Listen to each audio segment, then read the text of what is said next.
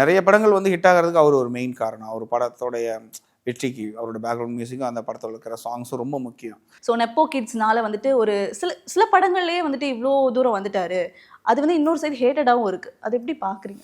இல்லைங்க, இப்போ நீங்கள் அவர் பண்ணுற நிறைய படங்கள் எல்லாமே ஹை பட்ஜெட் படங்கள்லாம் இருக்குது. நிறைய நம்ம அட்லியே சார் பண்ணுற படம்லாம். ஸோ அவ்வளோ பெரிய படத்தெல்லாம் நீங்கள் வந்து டக்குன்னு அப்படிலாம் கொடுக்க மாட்டாங்க. வெறுமனே ஒருத்தவங்க வந்து இன்ஃப்ளூயன்ஸ் பண்ணியெல்லாம் வாங்க முடியாது.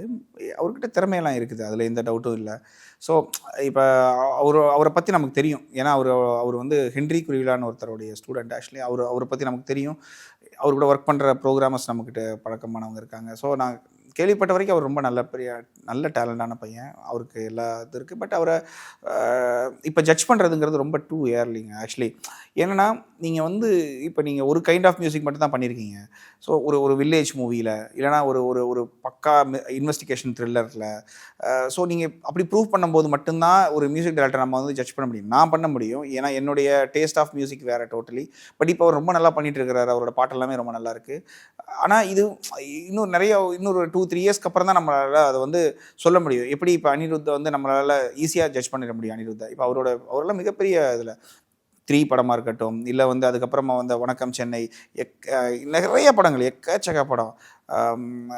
ஸோ அவர் வந்து தன்னை ப்ரூவ் பண்ணிகிட்டே இருக்கிறார் ஒவ்வொரு படங்கள்லையும். இப்போல்லாம் நிறைய படங்கள் வந்து ஹிட் ஆகிறதுக்கு அவர் ஒரு மெயின் காரணம். அவர் படத்தோடைய வெற்றிக்கு அவரோட பேக்ரவுண்ட் மியூசிக்கும் அந்த படத்தில் இருக்கிற சாங்ஸும் ரொம்ப முக்கியம்.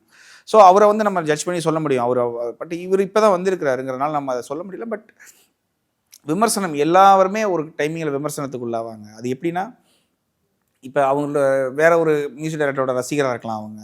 ஸோ அதனால் அப்படி எழுதுவாங்க. ஆன்லைனில் பேசுகிறத பற்றி நம்ம அது சொல்கிறதுனால ஒன்றும் இல்லை. அந்த பையன் ரொம்ப டேலண்டான பையன். அவர் வந்து இப்போ கிடைச்ச இந்த வாய்ப்பையும், ஏன்னா வாய்ப்பு கிடைக்காதவங்க நிறைய பேர் இருக்காங்க. ஸோ இந்த வாய்ப்பை அவர் பெருசாக பயன்படுத்திக்கிடுவாருன்னு நான் நம்புகிறேன்.